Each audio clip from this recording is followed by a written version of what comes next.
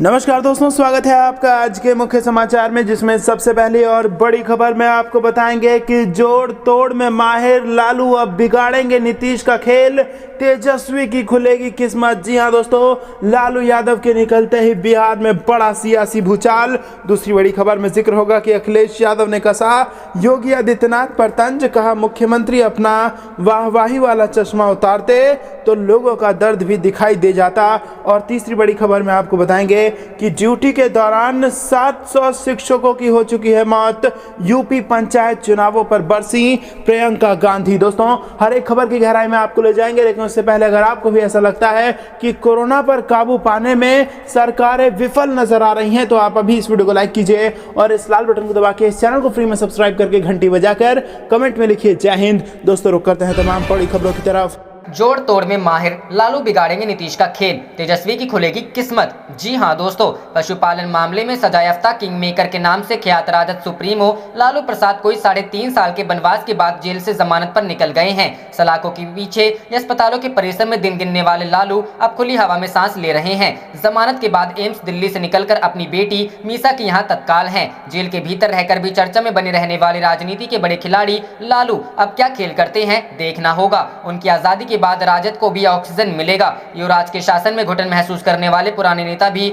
चैन की सांस ले सकेंगे। जोड़ तोड़ में माहिर लालू प्रसाद जब रांची में रिम्स निदेशक के बंगले कैदी के रूप में रह रहे थे, विधानसभा अध्यक्ष पद के लिए चुनाव के दौरान भाजपा विधायक लल्लन सिंह को फोन कर डोरा डाला था। भाजपा के वरिष्ठ नेता पूर्व उप मुख्यमंत्री सुशील मोदी ने इसका भांडाफोड़ किया तो बवाल मचा। जिस फोन से लल्लन पासवान को फोन आया था, क्रॉस चेक के लिए मोदी ने फोन मिलाया तो अपने मजाकिया अंदाज में लालू ने कहा था, आप भी पार्टी में उपेक्षित हैं, इधर आ जाइए, बना देंगे। बड़ा बेटा तेज प्रताप ने लालू के पुराने दिनों के साथी और राजद के वरिष्ठ नेता रघुवंश प्रसाद सिंह को कह दिया कि एक लोटा पानी समुद्र से निकल जाता है तो कोई फर्क नहीं पड़ता। तब लालू ने बेटे को बुलाकर क्लास लगाई, रघुवंश बाबू से पश्चाताप जताया, मगर पद छोड़ चुके रघुवंश बाबू दुनिया से ही विदा हो गए। बीच में प्रदेश अध्यक्ष जगदानंद सिंह पर भी तेज प्रताप ने उसी अंदाज में टिप्पणी की थी। जगदा बाबू भी गंभीर लालू प्रसाद के सबसे भरोसे वाले लोगों में एक हैं। लालू प्रसाद के बाहर रहने से अब इस तरह के मामलों में संवादहीनता या संवाद दूरी की स्थिति नहीं होगी। रुख करते हैं अगली खबर की तरफ। अखिलेश यादव ने कसा योगी आदित्यनाथ पर तंज, मुख्यमंत्री अपना वाहवाही वाला चश्मा उतारते तो लोगों का दर्द दिखाई देता।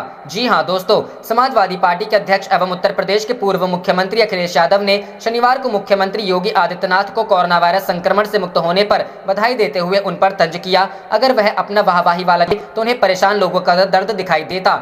सपा मुख्यालय ने शनिवार को जारी बयान में यादव ने कहा कि मुख्यमंत्री जी कोरोना वायरस संक्रमण से मुक्त हुए हैं, इसके लिए बधाई, किंतु दिक्कत यह है कि उन्होंने फिर अपना पुराना चश्मा पहन लिया है। उन्हें हर तरफ अमन चैन और सरकार की योजनाओं की धूम दिखाई देने लगी है।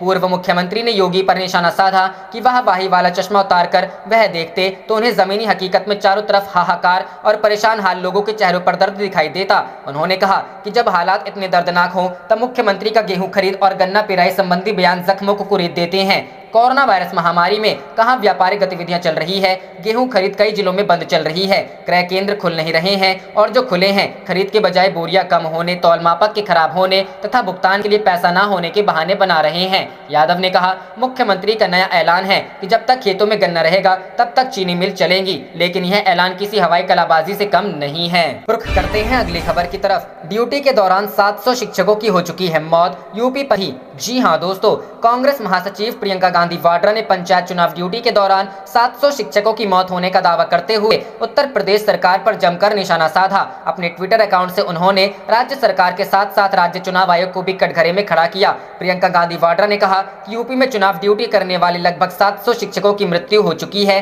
इसमें एक गर्भवती महिला भी शामिल है, जिसे चुनाव ड्यूटी करने के लिए जबरन मजबूर किया गया था। उन्होंने कहा कि कोरोना की दूसरी लहर की भयावहता के बारे में एक बार भी विचार किए बिना उत्तर प्रदेश की लगभग 60,000 ग्राम पंचायतों में इन चुनावों को कराया गया। चुनावों के दौरान बैठकें हुई, चुनाव अभियान चला और अब ग्रामीण इलाकों में कोरोना का प्रकोप बढ़ता ही जा रहा है। प्रियंका गांधी ने कहा कि ग्रामीण इलाकों में लोगों की बड़ी संख्या में मौत हो रही है, जो कि झूठे सरकारी आंकड़ों से कहीं ज्यादा है। उन्होंने कहा कि पूरे उत्तर प्रदेश के ग्रामीण इलाकों में लोगों की घरों में मृत्यु हो जा रही है और इनको कोविड से होने वाली मौतों के आंकड़ों में गिना भी नहीं जा रहा, क्योंकि ग्रामीण इलाकों में टेस्ट ही नहीं हो रहे हैं। कांग्रेस महासचिव ने कहा कि सरकार का रुख सच दबाने की तरफ है और उसका अधिकतम प्रयास जनता व लोगों की दिन रात सेवा कर रहे मेडिकल समुदाय को भयभीत करने में रहा है।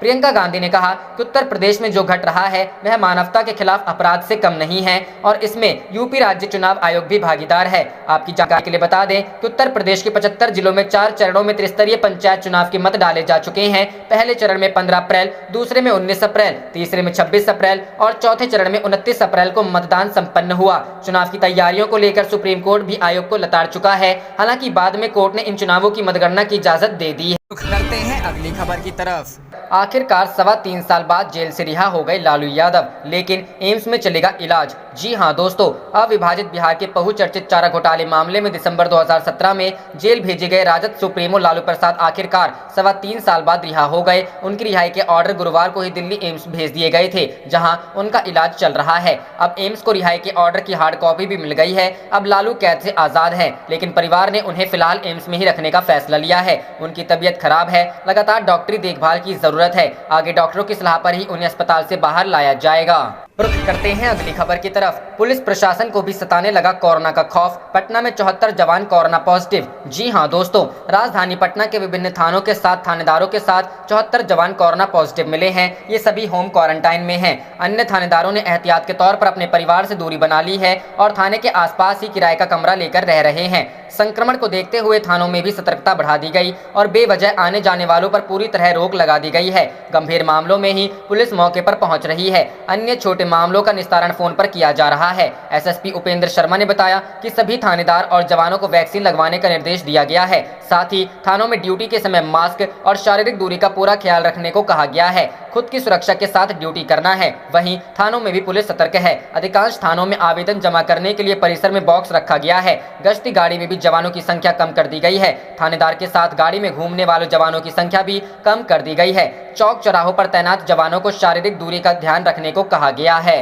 रुख करते हैं अगली खबर की तरफ। Bihar weather update. कोरोना कहर के बीच 23 जिलों में तेज आंधी बारिश के आसार, येलो अलर्ट जारी। जी हां दोस्तों, एक तरफ कोरोना का कहर जारी है, वहीं दूसरी तरफ मौसम विभाग ने चेतावनी जारी करते हुए बिहार में तेज आंधी और बारिश की संभावना जताई है। मौसम विभाग ने बिहार के 23 जिलों में अगले 2 दिनों तक आंधी बारिश का पूर्वानुमान जताया है। इसको लेकर येलो अलर्ट जारी किया गया है। बिहार के उत्तर पश्चिम, उत्तर मध्य और उत्तर पूर्वी सहित दक्षिण पूर्वी बिहार में तेजी आंधी और बारिश की संभावना है। मौसम विभाग के अनुसार कई जिलों में 50 किलोमीटर प्रति घंटे की रफ्तार से तेज आंधी और बादल गरजने के साथ बारिश के आसार हैं। मौसम विभाग के अनुसार पूर्वी उत्तर प्रदेश में चक्रवाती हवाओं की स्थिति थी, वह अब मध्य प्रदेश की ओर बढ़ गया है। इधर बिहार से होकर निम्न दबाव की रेखा गंगा के किनारे पश्चिम बंगाल तक जा रही है। इसके प्रभाव से बिहार के दक्षिण पश्चिम भाग को छोड़कर शेष इलाकों में अधिकतम तापमान में गिरावट दर्ज की जाएगी। विशेषकर दरभंगा, मधुबनी, शेखपुरा, लखीसराय, जमुई और नवादा के अलावा सीमांचल के कटिहार, अररिया, पूर्णिया और किशनगंज में भी आंधी बारिश के आसार हैं। मौसम विभाग के पूर्वानुमान के मुताबिक अगले 2 दिनों तक आंधी और बारिश की संभावना है। इसके कारण अगले 24 घंटों में पटना के लोगों को गर्मी से राहत मिलने की संभावना है। पटना का तापमान 42 डिग्री के करीब पहुंच गया था, जिससे लू जैसी हालात थी। पिछली रात से ही तेज हवाएं चल रही है, जिससे पारा लुढ़क कर 37 डिग्री तक पहुंच गया है। इससे पटना वासियों को बड़ी राहत मिल रही है। अगले 2 दिनों में तेज हवाओं और बारिश के कारण बड़ी राहत मिल सकती है। रुख करते हैं अगली खबर की तरफ। लालू यादव की जमानत प्रक्रिया पूरी, जेल से बाहर आने का रास्ता साफ। जी हां दोस्तों, चारा घोटाला मामले में सजायाफ्ता लालू प्रसाद यादव के जेल से बाहर आने का रास्ता साफ हो गया है। सीबीआई की विशेष अदालत ने दुमका मामले में जमानत के बाद रिलीज ऑर्डर जारी किया है। बेल की इस पूरी प्रक्रिया के दौरान कोर्ट परिसर में राजद प्रदेश अध्यक्ष अभय सिंह, युवा अध्यक्ष सहित कई कार्यकर्ता भी उपस्थित थे। अदालत द्वारा रिलीज ऑर्डर जारी किए जाने के बाद सभी ने हर्ष व्यक्त किया। बेल, बॉन्ड और जुर्माने की निर्धारित राशि 10 लाख रुपए। लालू प्रसाद यादव के अधिवक्ता प्रभात कुमार द्वारा गुरुवार को सबसे पहले जमानत से संबंधित बेल बॉन्ड भरा गया। इसके बाद अदालत द्वारा निर्धारित की गई 10 लाख की निर्धारित राशि जमा कराई गई। अधिवक्ता प्रभात कुमार ने बताया कि बेल लेने के लिए बतौर बेलर निशिकांत और राजू गोप कोर्ट में उपस्थित हुए थे।